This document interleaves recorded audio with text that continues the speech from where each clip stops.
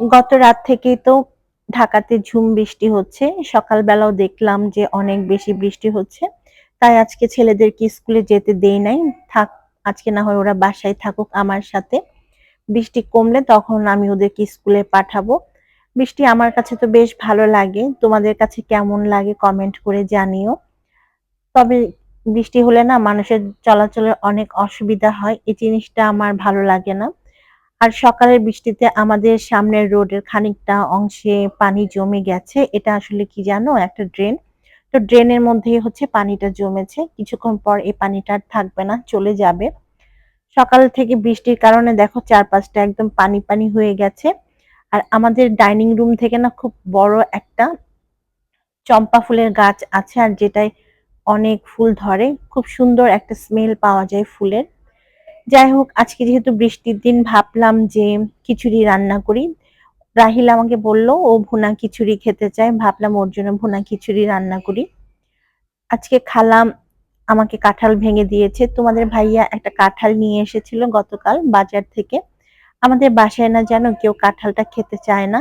In fact খায় না, শুধু আমিই পছন্দ করি। আমার জন্যই হচ্ছে আনা হয়।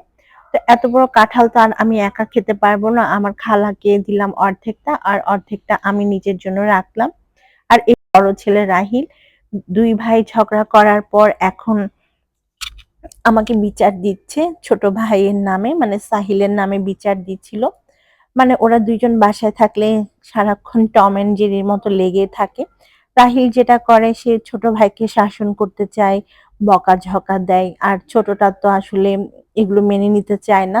মাঝে, মাঝে সেও খুব বিরক্ত হয়, রেগে যায়। তো আমি এজন্য রাহিলকে অনেক বকাবকি করলাম, "কেন তুমি সবসময় সাহিলের সাথে লেগে থাকো? কেন তুমি ওকে বকাবকি করো?" বাট কিছু বলার নাই আসলে। এই যে দেখো সাহিল এখানে কিন্তু মন খারাপ করেছিল। ওকে ওর ভাই বকা দিয়েছে। আসলে এরা ২ ভাই তো ঝগড়া করে ঠিকই, কিন্তু বেশিক্ষণ সেটা আর স্থায়ী থাকে না। এই ধরো ৫ মিনিটের মধ্যে আবার কেমন করে জানি ওদের মধ্যে মিল হয়ে যায়। যাই হোক, আমি ওদের সাথে কিছুক্ষণ গল্পগুজব করলাম, টাইম স্পেন্ড করার পর এখন চলে আসছি রান্নাঘরে। দুপুরে রান্না করব। আজকে আমার একদম রান্না করার ইচ্ছা হচ্ছিল না। মন চাচ্ছিল কাঁথা মুড়ি মন তো চাইছিল কাঁথা মুড়ি দিয়ে ঘুমায় থাকি, কিন্তু রান্না তো করতে হবে। রান্না না করলে বাসায় দুপুরে সবাই কি খাবে, তাই না? তো আজকে আমি একদম ঝটপট কিছু রান্না করব যেটাতে আমার খুব বেশি এফোর্ট দিতে হবে না। গতকাল গরুর মাংস রান্না করেছিলাম, সেখানে অর্ধেকটা গরুর মাংস এখনো আছে। তাই ভাবলাম সেই গরুর মাংসটা দিয়েই খিচুড়ি রান্না করে ফেলি আর ডিম ভুনা করব। আমি জাস্ট অল্প করেই করছি, শুধুমাত্র দুপুরের আন্দাজ করে। রাত্রে আমি অন্য কিছু রান্না করব। এখান থেকে আমি আলুগুলোকে ভেজে নিচ্ছি পেঁয়াজের সাথে। হেল্পিং হ্যান্ড খালাকে বলেছিলাম কয়েকটা আলু ছিলে দিতে। উনি অনেকগুলো আলু ছিলে দিয়েছে। যাই হোক, আলু তো বাচ্চারা পছন্দ করে খেতে, তাই খাওয়া হয়ে যাবে। চাল ডাল খুব ভালোভাবে আমি ঘিয়ের সাথে ভেজে নিচ্ছি। বাই দ্য ওয়ে, আজকে আমি পুরোটা খিচুড়ি ঘি দিয়েই করছি। আর খিচুড়ি রান্না করা তো অনেক সহজ। তোমরা সবাই এর রেসিপিটা পারো, তাই আমি আলাদাভাবে তোমাদের সাথে রেসিপি শেয়ার করলাম না।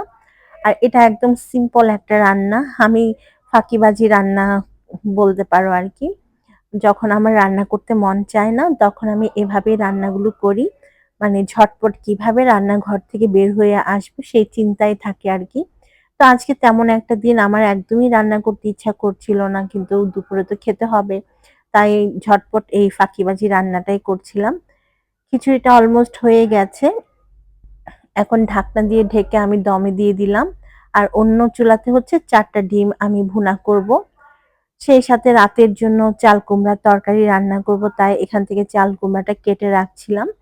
চাল কুমড়া দিয়ে মুগ ডাল রান্না করলে তোমাদের ভাইয়া খেতে খুব পছন্দ করে। তাই আমি মাঝে, মাঝে বাসায় যখন চাল কুমড়া আনে এই মজার রান্নাটা করে থাকি। তোমরা যদি না খেয়ে থাকো তাহলে অবশ্যই একবার রান্না করে খেও। বেশ ভালো লাগে। তাছাড়া ইলিশ মাছ দিয়েও কিন্তু চাল কুমড়া খেতে বেশ মজা লাগে। আমি মাঝে, মাঝে কিন্তু ইলিশ মাছ দিয়ে চাল কুমড়া রান্না করি। আসলে মন ভালো থাকলে কিংবা যেদিন আমার রান্না করার মুড থাকে, সেদিন কিন্তু আমি অনেক ধরনের রান্না করি। ধরো ৩-৪ পদের তো রান্না করি। বাট যেদিন না রান্না করতে একদমই মন বসে না, সেদিন কোনোভাবেই আমার রান্নাঘরে মন টিকে না। বারবার মনে হয় কখন রান্নাঘর থেকে বের হব।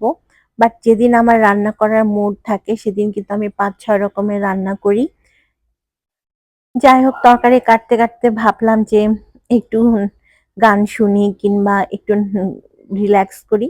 তাই কি করছিলাম একটু আমি গান শুনছিলাম আর সাথে তোমাদের সাথে সেটা ভিডিও হয়ে যাচ্ছিল। যেহেতু আমি ক্যামেরা অন করে রেখেছিলাম। তো আমার মনেই ছিল না যে ক্যামেরা অন ছিল। আমি তো নিজের মতো গান গাইছিলাম। যাই হোক তরকারি কাটা শেষ হয়ে গেছে। এখন আমি এগুলো ধুয়ে ফ্রিজে রেখে দিব। সাথে কাঁঠালগুলোকে রেখে দিব। কারণ কাঁঠাল তো একসাথে এত খাওয়া যাবে না। এগুলো খেতে আমার ২-৩ দিনের মতো লাগবে। কাঁঠাল না যেন ফ্রিজে রাখলে যেটা সমস্যা হয় ফ্রিজ থেকে অনেক বাজে একটা স্মেল আসে কাঁঠালের। আর যে জিনিসটাই তুমি ফ্রিজে রাখবা সে জিনিস থেকে মনে হবে কাঁঠালের এক ধরনের স্মেল আসে। তখন ফ্রিজের জিনিসগুলো কেউ আর খেতে চায় না।